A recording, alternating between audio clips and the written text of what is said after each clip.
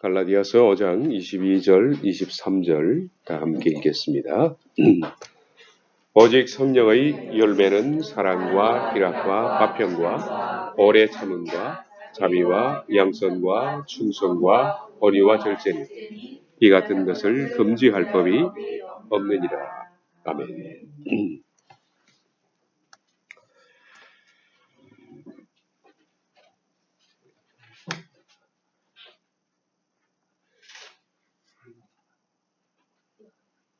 하나님은 말씀을 통해서 우리가 앞으로 심판대에서 어떤 문제로 심판을 받을 것인가 하는 것을 미리 말씀을 해주셨다라고 말했습니다.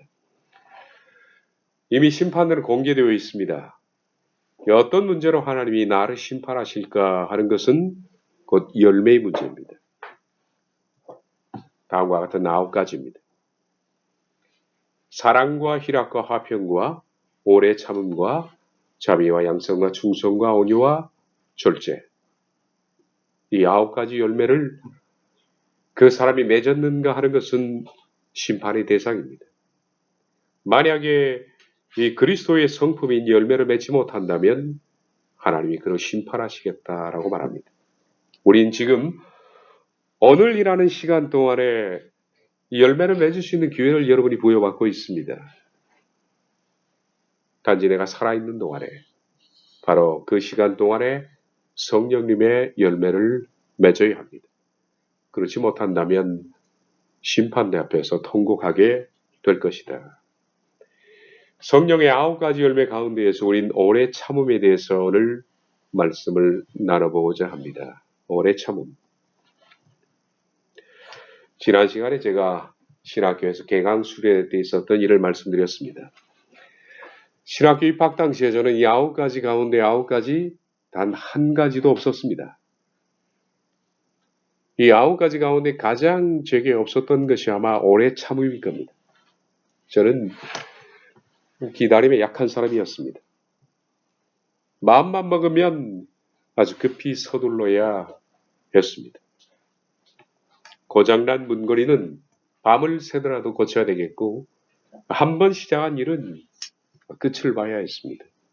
어떤 사람들은 이것을 강한 의지라고 생각할지 모르겠습니다만은 실은 조급함 때문에 벌어진 일입니다. 조급해서 모든 것을 단박에 끝내야 하는 바로 그런 성격 때문이었습니다. 나는 참 약한 사람이었다라고 생각합니다. 예전엔 기다림이 중요하다는 사실조차도 몰랐습니다. 이 조급함 속에는 자기 신념이 있습니다. 그리고 자기 확신이 있고요. 그리고 교만이라는 죄가 도사리고 있다는 사실을 잘 몰랐습니다. 나아가서 이 조급함은 불신입니다. 여러분들이 조급해 한다면 하나님을 믿지만은 불신입니다. 그 사실을 몰랐습니다. 이처럼 미성숙했던 제가 신학교에 입학해서 신학 과정을 통해서 배운 것이 아니라 하나님께서 저를 광야의 신학교로 내모셔서 교육하신 그 커리큘럼 중에 첫 번째가 오래 참음에 대한 훈련이었습니다. 오래 참지 못하는 사람을 하나님께서 오래 참게 훈련하시는 그 과정이 너무 힘들었습니다. 그래서 수많은 시행착오와 실수를 저는 많이 겪었습니다. 오래 참지 못했기 때문에 너무나 쉽게 갈 수 있는 일도 저는 우회해야 했습니다. 먼 길을 돌아가야 했고 조급함 때문에 바로 앞에 있는 일도 유턴을 하고 좌회전 우회전을 해서 아주 복잡하게 가야 하는 시행착오를 많이 겪으면서 하나님의 광야의 오래 참음의 레슨, 그 교육이 시작이 된 겁니다. 1989년 이처럼 미성숙한 제가 개척교회를 시작하게 되었습니다. 개척교회를 시작하게 된 동기도 오래 참음, 조급함입니다. 조급해서 그랬다라고 생각합니다. 저는 개척교회만 시작하면 교인들이 몰려올 줄로 생각했습니다. 물론 이건 제 생각뿐만 아니라 주변 사람들도 그렇게 생각을 했습니다. 신전도사가 개척만 하면 될 것이다 라고 생각합니다. 많은 사람들이 그렇게 믿어줬고 그렇게 생각을 해줬습니다. 자신감이 아주 넘쳤습니다. 저는 자신감이 있었기 때문에 교회가 없는 곳에 개척을 해야 되겠다. 사람들이 오게 해야 되겠다라고 생각을 한 거죠. 그래서 일주일 동안 교회 없는 장소를 찾아 헤매다가 인천의 한 귀퉁이를 찾았는데 교회가 없으니까 사람도 없죠. 1시간 내내 밖에서도 한 사람 지나가는 장소가 없는, 그런 곳이 없는 그런 장소에 개척을 시작했습니다. 조급함 때문입니다. 이 조급함과 마음의 교만으로 시작된 개척교회는 6개월 만에 제가 완전히 탈진이 되어버렸습니다. 희망이 깨진 거죠. 어느 날 새벽 기도 때 있었던 일은 제가 이미 간증했던 바입니다. 설교를 마치고 기도한 것이 아니라 강단에 엎드려서 탈진하고 있는데 아주 큰 음성으로 하나님께서 제게 말씀을 하셨습니다. 그 전에 제가 불평을 시작했죠. 이럴 거면 하나님 뭐 하려고 저를 목회자로 만드셨습니까? 사람도 많은데, 교회도 많은데 그냥 냅두지 뭐 하려고 하나님께서 저를 목회자로 부르셨습니까? 라고 푸념을 하고 있었는데 너무나 큰 하나님의 음성이 제 가슴을 울렸습니다. 네가 목회한다고? 제가 따지듯이 하나님께 항변했죠. 그럼 하나님, 제가 목회하지 뭔 사업을 합니까? 하나님의 말씀이 너는 지금 네가 목회를 하는 것이 아니다. 내가 너를 목회하는 중이지 네가 목회하는 것이 아니야. 하나님께서 개척교회를 하는 저를 목회하신 것이지 사람 만들기 위해서 하는 것이지 제가 사람을 목회하는 것이 아니었다는 겁니다. 그 후에도 물론 고쳐지지 않는 이 조급함 때문에 수많은 실수와 수많은 시행착오를 거쳤습니다. 그러면서 아주 조금씩 배우게 된 신앙의 결정체가 신앙이란 오래 참는 것이다. 오래 참는 바로 그 속에 순종이 있고 오래 참는 것 속에 하나님을 경외하는 것이 있구나 하는 사실을 배우게 됐습니다. 오래 참지 못하면 신앙할 수 없다라는 사실을 배웠습니다. 내가 하고 싶은 말도 오래 참아야 하고 분노가 나도 오래 참아야 하고 어떤 일을 결정할 때도 오래 참아야 한다는 것이 신앙입니다. 하나님의 손길이 여러분의 삶에 개입될 수 있도록 기다려야 합니다. 참아야 합니다. 그 사실을 많은 시간을 또 수많은 시행착오를 거쳐서 배웠습니다. 조급함이야말로 하나님의 일에 가장 큰 방해입니다. 조급함이야말로 하나님을 막는 일이다 라는 사실을 많은 착오를 통해서 배웠습니다.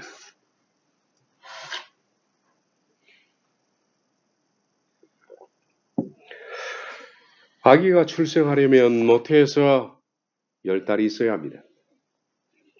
그리고 태어난 아기가 이성과 판단을 가지고 한 장성한 어른이 되는데도 수십 년이 걸립니다. 어린 묘목이 자라서 큰 거목이 되는데도 많은 시간이 걸립니다. 그리스도를 닮은 장성한 사람이 되는 것도 몇 달, 몇 년의 문제가 아닙니다. 이건 평생의 문제입니다. 평생의 숙제입니다. 그런데 많은 사람들이 한 달도 채 되지 않아서 아기가 출생하지 않는다고 보채입니다. 1년도 되지 않아서 묘목이 큰 나무가 되지 않는다고 보채는 겁니다. 하나님은 적어도 우리에 대해서 구원의 계획을 세울 때에는 평생이라는 오랜 시간에 대한 계획을 갖고 있습니다. 그를 어떻게 이 긴 삶의 시간 동안에 조각하고 만들어낼 것인가 하는 긴 프로젝트를 가지고 하나님께서 우리에게 접근하시는데 많은 사람들이 순종하지 않고 조급해합니다. 그러므로서 하나님의 계획이 파괴된다는 겁니다. 모세가 그랬습니다. 출애굽기 2장 11절을 보면 모세가 장성한 후에라고 시작됩니다. 모세가 장성한 후에 모세가 장성한 후에라는 것은 모세가 자기 스스로 내가 장성했구나라고 생각하는 바로 그때입니다. 나이가 40이 되었습니다. 그리고 모세는 애굽의 왕자입니다. 전쟁터에 나가서 여러 가지 승리를 거뒀습니다. 실적도 있다는 얘기입니다. 백성들에게 지지를 받았습니다. 애굽에서 학문도 능하게 배웠습니다. 이제 그는 내가 장성했으니 이스라엘 백성을 구출할 수 있겠구나라는 생각을 했습니다만은 하나님의 눈에 보이기에는 모세는 미숙한 사람이었습니다. 그는 동족 해방이 아주 급한 문제였는데 하나님은 뭐가 급했느냐 하면 모세가 성숙한 사람이 되는 것이 급할 뿐이었습니다. 우린 종종 내가 하나님의 일을 해야 되겠다라고 생각하지만은 하나님은 먼저 너부터 고치자라고 생각하시는 거죠. 그게 생각의 차이입니다. 모세는 조급해지기 시작했습니다. 그래서 그는 결국 애굽 사람 하나를 쳐 죽이는데 그쳤습니다. 그리고 그는 살인자가 되어서 미디안 광야로 도망해서 40년 동안에 그는 방치된 삶을 살았습니다. 하나님은 40년 동안에 모세에게 아무 말도 하지 않았습니다. 내버려 두셨습니다. 하루 종일 나가도 한 사람을 볼 수 없는 것. 모래바람만 있고 뒹구는 가시덤불만 있는 끝없이 펼쳐진 이 광야라는 장소에 모세는 극도로 외롭게 40년을 지냈습니다. 하나님께서는 모세 속에 이 조급함을 빼내는 시간을 40년, 이 외로운 시간으로 만드셨습니다. 한 사람 속에 이런 조급함, 기다리지 못하는 것, 하나님에 대한 불신, 이것이 처리되는 데는 그가 살아온 인생만큼 긴 시간이 필요하다는 겁니다. 그렇게 조급함을 제거하는 시간이 한없이 흘러갔습니다. 사람들은 참 급합니다. 여러분도 급할 겁니다. 그런데 하나님은 언제나 느리십니다. 이게 큰 차이입니다. 우린 빨리 성장하고 싶습니다. 빨리 하나님의 사람이 되고 싶고 기도하고서 빨리 응답을 받고 싶어 합니다. 기도하면 저급하게 응답을 기다립니다.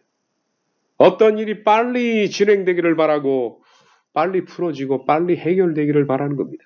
그러나 하나님의 시간은 너무 늦게 움직입니다. 아주 느리게 움직입니다. 왜 우리는 급한데 하나님은 느릴까?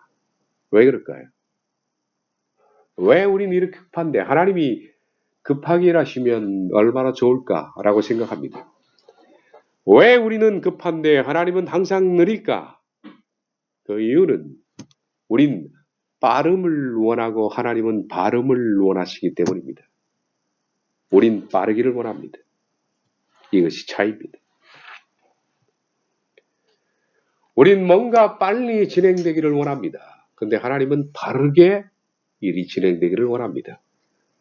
이 빠름과 발음 사이에 항상 갈등이 존재하고 그리고 시행착오와 죄가 존재합니다.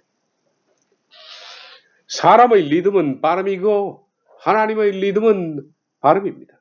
발음은 느립니다. 이것이 하나님의 다른 리듬입니다. 서로 다른 리듬 때문에 누가 시행착오를 겪느냐? 항상 사람이 시행착오를 겪는 겁니다. 그런데 빠름이라는 것은 항상 실패로 연결이 되게 되어 있다는 겁니다.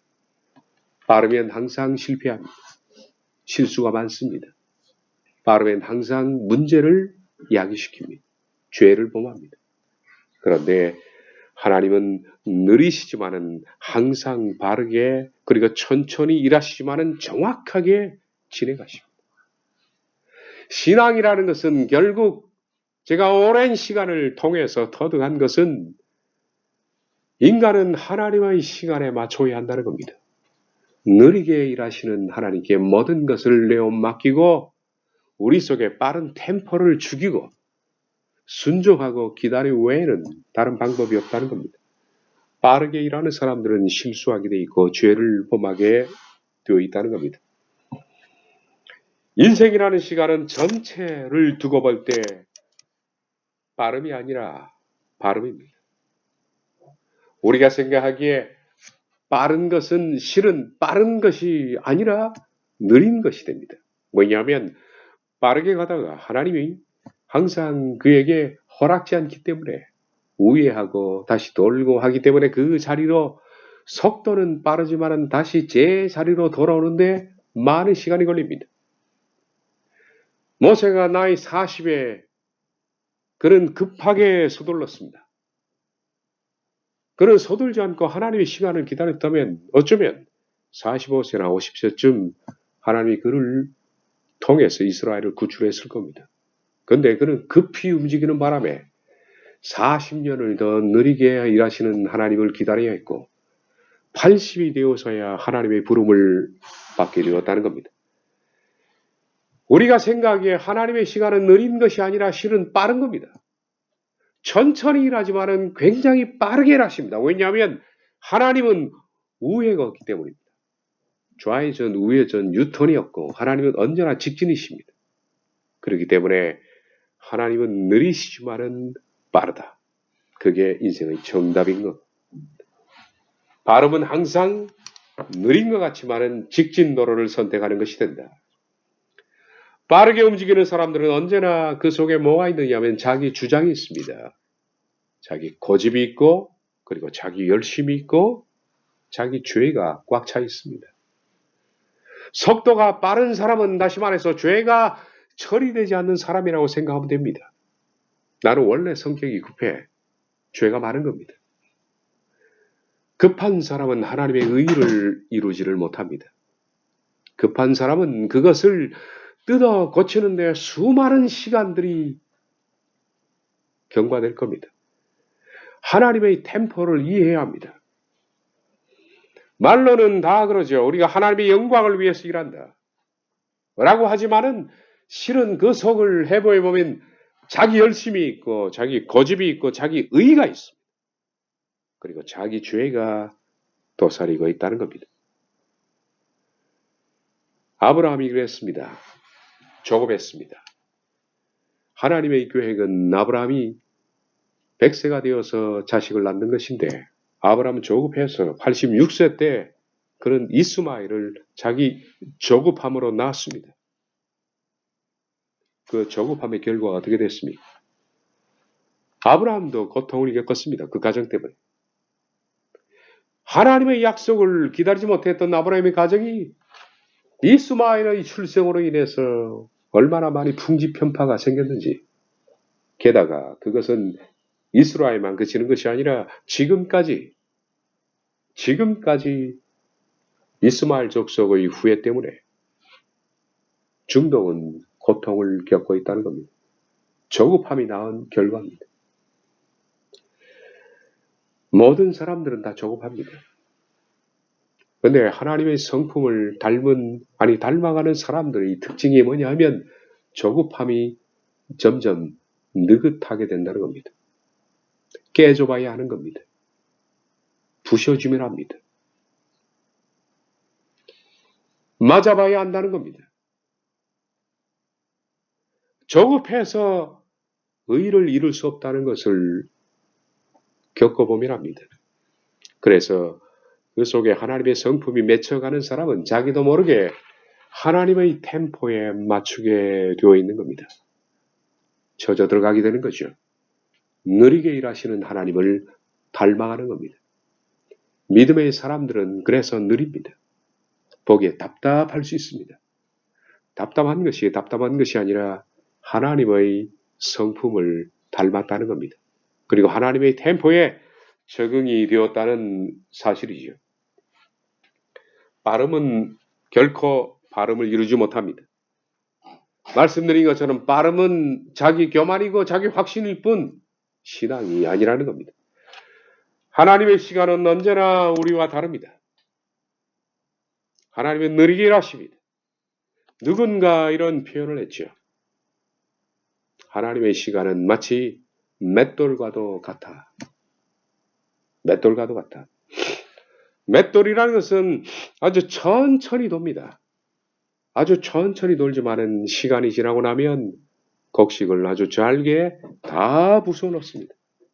그런데 사람들은 이 시간을 기다리지를 못하는 겁니다. 빨리 해답을 받고, 빨리 응답을 받고, 빨리 결론을 얻고, 빨리 대답을 듣고 싶고, 그리고 빨리 끝을 보고 싶은 겁니다. 그래서 넘어지는 겁니다. 그래서 실수하는 겁니다. 우리 내적 자아도 왜 이렇게 내가 변하지 않나? 왜 이렇게 나는 빨리 변하지 않나? 라고 생각하는 그 자체 때문에 변하지 않는 겁니다. 내적 자아가 우리도 빨리 깨워지고 싶고, 빨리 변화되고 싶고, 빨리 성숙을 이루고 싶습니다. 그런데 하나님은 천천히 부수시는 거예요. 천천히 갈아내시는 겁니다. 그래야만 바르게 가니까. 맷돌처럼 여러분을 천천히 갈아내십니다. 사람들은 그렇게 생각합니다. 저 정도 믿었으면 변해야지. 그렇게 말하지 마시기를 바랍니다. 하나님은 그를 선보고 있는 중입니다. 인간은 기다려야 합니다. 하나님의 주권을 믿는다면 나를 그렇게 다루시는 하나님께서 저 사람도 그렇게 천천히 다루신다는 것을 믿고 기다릴 줄 알아야 한다는 겁니다. 우리의 리듬은 알레그로입니다. 그런데 기억하시기를 바랍니다. 하나님의 리듬은 라르고입니다. 음악의 보에서 라르고는 매우 느리게, 그러나 우아하게, 매우 느리지만 우아하게, 그것이 하나님의 템포입니다.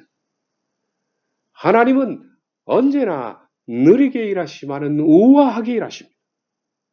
찬란하게 하나님이 그를 바꾸시는 거예요. 그런데 인간은 언제나 알레그로 템포입니다. 빠르게, 모든 것을 빠르게.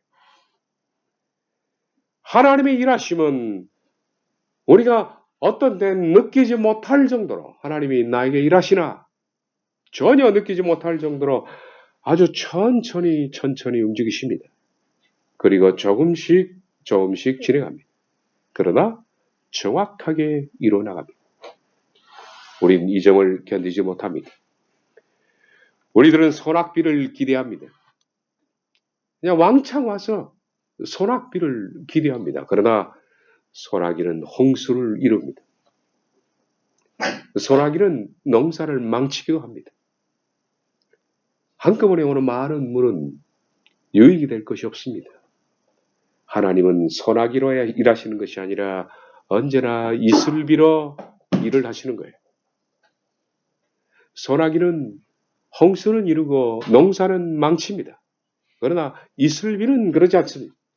소나기는 바위를 뚫지를 못합니다. 그러나 한 방울씩 천천히 떨어지는 그 비가 바위를 뚫어내는 겁니다.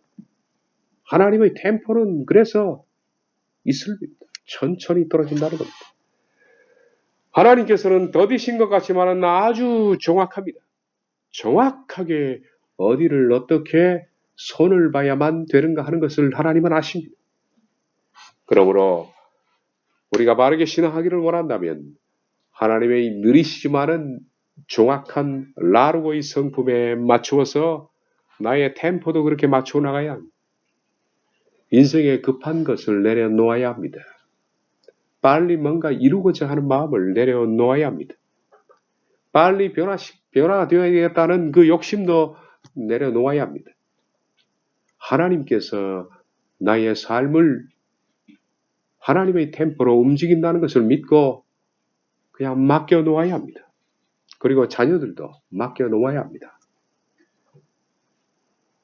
기다림은 그러므로 영성입니다. 기다림은 신앙입니다.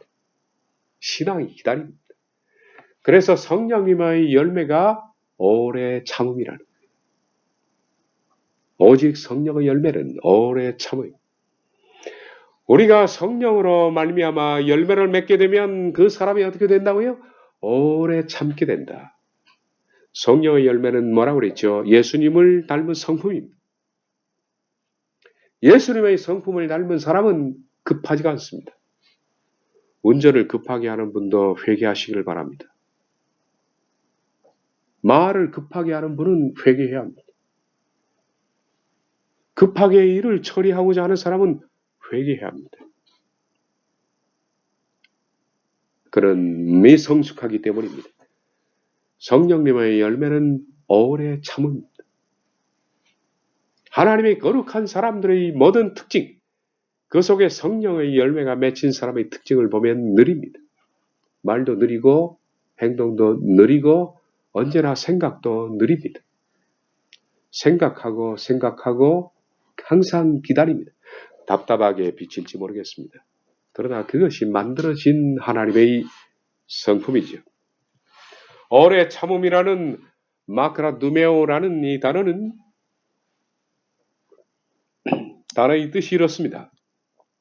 내가 다른 사람에게 그릇된 대우를 받을 때, 부당한 취급을 당할 때, 상처를 입을 때, 그럼에도 불구하고 이를 견뎌낼 수 있는 능력, 이것이 바로 마크라두메오, 오래 참음이라는 뜻입니다. 그냥 참는 것이 아닙니다. 오래 참는 겁니다. 다른 사람이 나에게 부당한 대우를 하고 그리고 나에게 상처를 입히고 여러분이 그릇된 대우를 받음에도 불구하고 오래 견디는 것, 참아내는 것. 당장 내가 되갚을 수가 있습니다. 말로 보복할 수 있고 표정으로 보복할 수 있고 분노할 수 있고 냉대할 수 있습니다. 그러나 되갚지 않고 이 모든 것을 판단하시고 모든 것을 심판하시는 하나님께 맡기고 가만히 기다리는 것이 바로 신앙입니다. 종종 천성적으로 느린 사람이 있습니다. 참 좋은 기질을 가졌다라고 생각합니다. 그것이 바로 성격의 성품을, 하나님의 성품을 이루는데 큰 도움이 되는 겁니다. 빠른 것은 회개할 문제입니다. 빠른 것은 정말 회개할 문제입니다.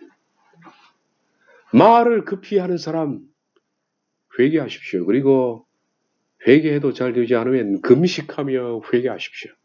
그 기질이 죽어야 하기 때문입니다. 야고보서 5장 7절부터 11절을 봅니다. 형제들아 주께서 강림하시기까지 길이 참으라. 보라 농부가 땅에서 나는 귀한 열매를 바라고 길이 참아 이른 비와 늦은 비를 기다리나니 너희도 길이 참고 마음을 굳건하게 하라. 주의 강림이 가까우니라. 마치 뭐처럼 기다리냐면 농부가 땅에 곡식을 심고 그 열매를 기다리는 것처럼 그렇게 오래 기다리라. 형제들아 서로 원망하지 말라. 그리하여 심판을 면하리라. 누구 탓하지 말고 그 사람 변하지 않는다고 욕하지 말고 기다려 주는 거예요. 사랑은 오래 참고 모든 것을 믿고 모든 것을 바라고 모든 것을 견디느니라. 그게 하나님의 성품입니다. 그래야 심판을 면하리라. 보라 심판주가 문 밖에서 계시느니라. 형제들아 주의 이름으로 말한 선지자들을 오래 참 고난과 오래 참의 본으로 삼아. 보라 인내하는 자를 우리가 복되다 하나니 너희가 욥의 인내를 들었고 주께서 주신 결말을 보았거니와 주는 가장자비하시고 긍휼히 여기시는 이시니라. 주의 선지자들도 이렇게 오래 참아왔고 욥도 그래 왔다는 겁니다. 네, 오래 참음입니다. 에가서 3장 26절 사람이 여호와의 구원을 바라고 잠잠히 기다림이 좋도다. 잠잠히 기다리는 것. 오래 참음 하나만 보면 그 사람의 성숙도를 알 수가 있습니다. 오래 참음이라는 그거 하나만 보면 그 속에 성령님의 열매가 맺혀 있는 것이 확인될 수가 있다. 시편 123편 1절 2절 하늘에 계신 주여 내가 눈을 들어 주께 향하나이다. 상전의 손을 바라보는 종들의 눈같이 여주의 손을 바라보는 여종의 눈같이 우리의 눈이 여호와 우리 하나님을 바라보며 우리에게 은혜 베풀어 주시기를 기다리나이다. 종들은 상전이 지시하기 전에 움직이지 않습니다. 종들은 그저 상전을 응시하며 기다립니다. 어떤 행동도 취하지는 않습니다. 상전이 지시할 때까지 가만히 기다리는 것처럼 다윗은 그렇게 고백합니다. 하나님으로부터 내게 어떤 지시가 있을 때까지 잠잠히 기다리겠다. 이게 신앙입니다. 다윗은 급한 사람이었습니다. 그런데 그는 이 조급함이 몇 년 동안에 깨졌느냐 하면 근 10년 동안에 깨진 겁니다. 바울이 이 조급함이 깨지는데 일조한 사람이 사울입니다. 원수처럼 여겨졌던 사울. 사울 때문에 그는 10년 이상 도피 생활을 하면서 그는 천천히 그 조급함이 깨지고 마침내 조급함이 깨진 뒤에 하나님이 사울을 데려가시고 다윗을 왕으로 세우신 겁니다. 그에게 맡기신 거죠. 하나님이 10년을 다윗 속에 조급함이 깨지기를 기다리신 겁니다. 그게 중요한 겁니다. 시편 62편 5절 나의 영혼아 잠잠히 하나님만 바라라. 무릇 나의 소망이 그로부터 나오는도다. 잠잠히 바라는 겁니다. 잠잠히 바라는 사람은 움직이지 않는 기다리는 거예요.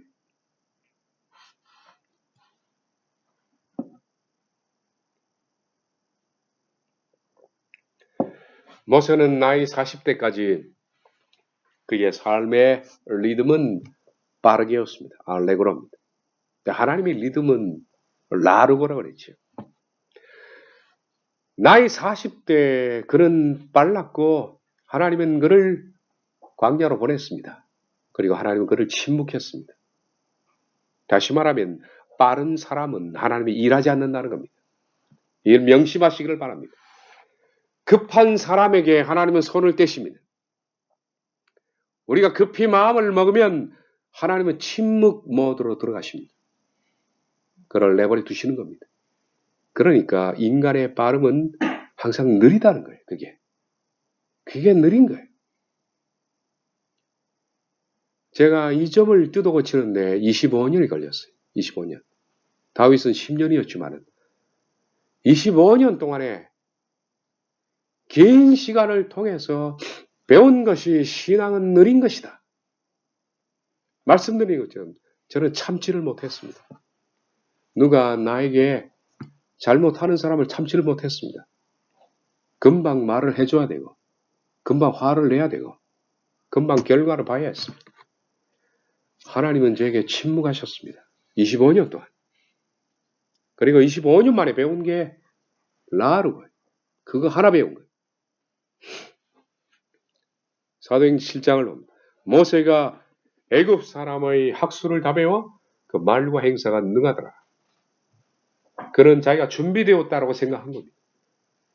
나이 40이 되매 그 형제 이스라엘 자손을 돌아볼 생각이 나더니 한 사람의 원통한 일당함을 보고 보호하여 압제받는 자를 위하여 원수를 갚아 애굽 사람을 쳐 죽이니라. 그가 했던 것이 그 하나입니다. 저는 그 형제들이 하나님께서 자기의 손을 빌어 구원하여 주시는 것을 깨달으라고 생각하였으나 저희가 깨닫지 못하였더라. 이튿날 이스라엘 사람이 싸울 때에 모세가 와서 화목시키려고 하여 가로되 너희는 형제라 어찌 서로 해하느냐 하니 그 동물을 해하는 사람이 모세를 밀들여 가로되 누가 너를 관원과 재판장으로 우리에 세웠느냐 네가 어제 애굽 사람을 죽인 것 같이 또 나를 죽이려고 하느냐 하니 모세가 이 말을 듣고 도주했습니다. 출애굽기 2장 12절 모세가 바로의 낯을 피하여 미디안 땅에 머물러 22절을 보면 아들 낳음에 모세가 그의 이름을 게로솜이라는 것은 나는 잊어버렸다라는 겁니다. 모든 것을 잊어버렸다. 이르되 내가 타국에서 나그네가 되었음이라 하였더라. 그는 하나님이 그를 잊었다. 왜 하나님이 모세를 잊었을까요? 그는 빠르기 때문입니다. 빠른 게 얼마나 손해입니까? 빠른 게 얼마나 느린 겁니까? 빠르면 하나님이 그를 잊습니다. 저는 그렇게 생각해요. 하나님이 느린 사람을 좋아한다라고 생각해요. 물론 게으른 느림 말고요. 하나님은 신뢰하기 때문에 느리게. 하나님은 신뢰하기 때문에 말도 한참 있다 기다리고 기다리다가 얘기하는 거. 답답할지 모르겠습니다. 근데 하나님이 좋아하는 성품이 조급함의 대가는 40년이었습니다. 모세는 광야에서 조급함의 대가로 40년을 침묵 가운데 보냈습니다. 이 긴 기간 동안에 하나님께서 모세에게 하신 딱 하나의 일은 그 속에 이 빠른 템포, 알레그로를 제거하신 겁니다. 오래 참음이라는 것은 바로 여러분과 제 속에 세탁되어야 할 옛 성품이, 세탁되어야 할 옛 성품이라는 거죠. 모세가 이제 40년 동안에 하나님께서 그 속에 빠름을 제거하시고 느림으로 바꾸신 그런 바뀌었습니다. 나이 80대인 모세는 하나님의 템포를 가진 사람입니다. 그 어떻게 됐을까요? 우리가 잘 아는 대로 그는 느린 사람이 되었습니다. 하나님의 일하심을 믿고 기다리는 것이 신앙입니다. 그러므로 기다리는 것은 하나님에 대한 신뢰입니다. 반드시 하나님이 하실 것에 대한 신뢰라는 겁니다.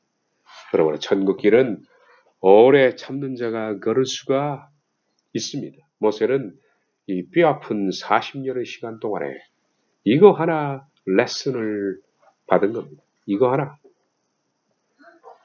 그래서 출애굽기 14장을 보면 나이 80된 모세가 홍해 앞에서 그는 얼마나 느린가 하는 것을 우리가 볼 수 있습니다. 바로가 가까이 올 때 이스라엘 자손이 눈을 들어 본즉 애굽 사람들이 자기를 뒤에 이른지라. 이스라엘 자손이 심히 두려워하여 여호와께 부르짖고 그들이 또 모세에게 이르되 애굽에 매장지가 없어서 당신이 우리를 이끌어내어 이 광야에서 죽게 하느냐. 어찌하여 당신이 우리를 애굽에서 이끌어내어 우리에게 이같이 하느냐. 우리가 애굽에서 당신에게 이런 말이 이것이 아니냐. 이르기를 우리를 내버려 두라. 우리가 애굽 사람을 섬길 것이라 하지 아니하더냐. 애굽 사람을 섬기는 것이 광야에서 죽는 것보다 낫겠노라. 빠른 사람들의 얘기입니다. 처리되지 못한 사람들을 여러분이 보는 겁니다. 그 속에 빠름을 그대로 가지고 있는 사람들. 이런 사람들은 자기 앞에 애굽 군대가 나타나면 덴방에 하는 게 뭡니까? 심히 두려워요. 공포를 느낍니다. 느린 사람들, 하나님의 템포를 가진 사람은 애굽 사람이 나타나도 두려워하지 않습니다. 그런데 빠른 사람은 금방 두려워합니다. 걱정이 많죠. 빠른 템포를 가지고 있는 사람들은 단방에 내일 내가 어떻게 될까 하는 것에 대한 두려움이 있는 거예요. 뭘 먹냐? 어떻게 사냐? 그 사람이 어떻게 되느냐? 왜 일이 처리 안 되느냐? 걱정과 근심과 염려와 삶에 대한 두려움, 빠른 템포를 가지고 있는 사람들입니다. 그리고 참지 못하고 그는 무너졌습니다. 빠른 템포를 가지고 있는 사람들은 원망합니다. 어찌해서 우리를 이끌어내서 이 광야에서 죽게 하느냐? 어떤 사람을 자주 원망하는 사람들은 바로 그런 빠름의 템포를 가지고 있는 사람이라고 볼 수 있어요. 그리고 지도자를 원망하고 마침내 하나님을 원망하고 자기 인생을 스스로 파괴적인 얘기를 합니다. 우리가 죽는 게 낫겠다. 이걸 어떻게 고쳐야 할까요, 여러분? 이걸 어떻게 고쳐야 할까요? 말씀드렸죠. 모세처럼 살아온 인생만큼 긴 시간을 세탁해야 할 문제입니다. 이것이. 모세를 보십시오. 모세가 예전에 이스라엘 백성들이 했던 바로 그런 템포를 가지고 있는 사람인데 미디안 광야에서 하나님을 안 뒤에 그는 느림의 템포를 가지고 모세가 이렇게 변했습니다. 모세가 백성이 이르되 너희는 두려워하지 말고 그는 두려워하지 않습니다. 하나님의 느림을 가지고 있는 사람들은 두려워하지 않습니다. 그리고 빨리 움직이지 않습니다. 가만히 서 있는 겁니다. 느린 거예요. 절박한 순간 아니에요. 칼을 들고 지금 죽이러 오는데 가만히 기다리는 거예요. 여호와께서 오늘 너희를 위하여 행하시는 구원을 보라. 너희가 오늘 본 애굽 사람을 영원히 다시 보지 아니하리라. 여호와께서 너희를 위해서 싸우시니 너희는 가만히 있을지니라. 이게 하나님의 사람의 템포라는 겁니다. 하나님은 이스라엘 백성들에게 이 훈련을 하시느라고 광야 40년 동안의 시면을 쏟으셨습니다. 느리게 움직이는 것. 하나님의 지시가 있을 때만 움직이는 것. 그리고 자기의 뜻대로 행동하지 않는 것. 이게 바로 여러분이 보는 민수기의 주제입니다. 저는 민수기를 이렇게 봅니다. 민수기의 주제는 하나님의 템포에 길들이기예요. 그래 이스라엘에서 실패했어요. 그게 광야에서 엎드러진 거예요. 여러분들 하나님의 템포에 지금 느리게 훈련을 받아야 돼요. 구름이 성막에서 떠오르는 때에는 이스라엘 자손이 곧 행진하였고 구름이 머무는 곳에 이스라엘 자손이 진을 쳤으나 이스라엘 자손이 여호와의 명령을 따라 행진하였고 여호와의 명령을 따라 진을 쳤으며 구름이 성막에 머무는 동안은 그들이 진영에 머물렀고 구름이 성막에 머무는 날이 오래일 때에는 이스라엘 자손이 여호와의 명령을 지켜 행진하지 아니하였으며 혹시 구름이 성막에 머무는 날이 적을 때에도 그들이 다만 여호와의 명령을 따라 진영에 머물고 여호와의 명령을 따라 행진하였으며 혹시 구름이 저녁부터 아침까지 있다가 아침에 그 구름이 떠오를 때에는 그들이 행진하였고 구름이 밤낮 있다가 떠오르면 곧 행진하였으며 이튿날이든지 한 달이든지 1년이든지 구름이 성막에 머물러 있을 동안은 이스라엘 자손이 진영에 머물고 행진하지 아니하다가 떠오르면 행진하였으니 곧 그들이 여호와의 명령을 따라 진을 치며 여호와의 명령을 따라 행진하고 또 모세를 통하여 이르신 여호와의 명령을 따라 여호와의 직임을 지켰더라. 하나님이 지시할 때까지는 1년이고 2년이고 한 달이고 일주일이고 그 자리에 머물러 있는 이 템포를 이스라엘은 견디지 못했습니다. 그래서 그들은 40년 동안에 고쳐지지 않았습니다. 그래서 어떻게 됐나요? 여호수아와 갈렙을 제외한 모든 사람들이 광야에서 엎드려진 겁니다.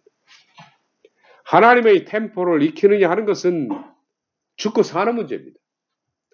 오래 참음뿐만 아니라 성령의 열매를 그 속에 맺고 맺지 않는 것은 영생의 문제입니다.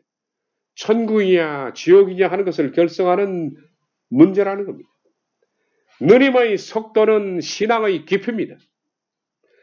느림의 속도를 보면 그 사람의 보이지 않는 신앙의 깊이를 볼 수가 있다는 겁니다.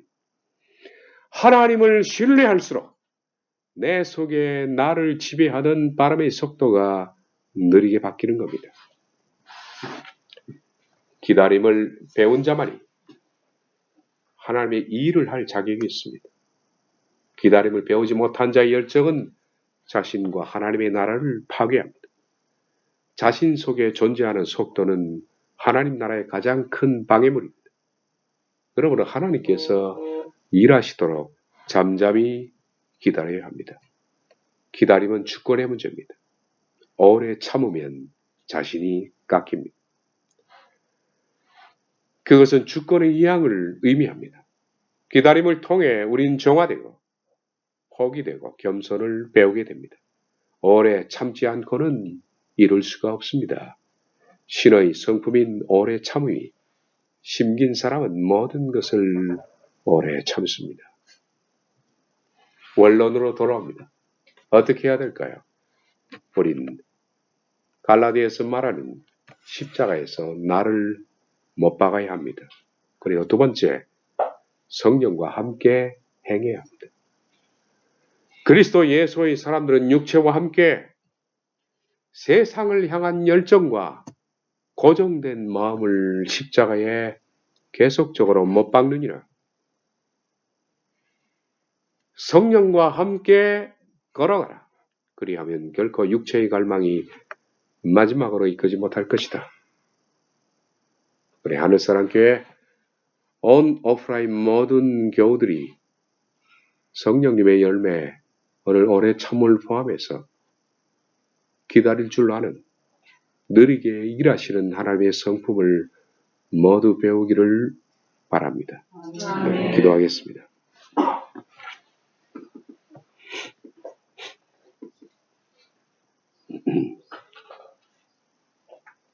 느리게 일하시는 하나님을 배우기를 원합니다. 천천히 일하시는 하나님의 성품을 담기를 원합니다. 성령의 9가지의 열매를 모든 사람들이 그 속에 맺게 해 주시옵소서. 그것은 우리의 영생의 문제입니다.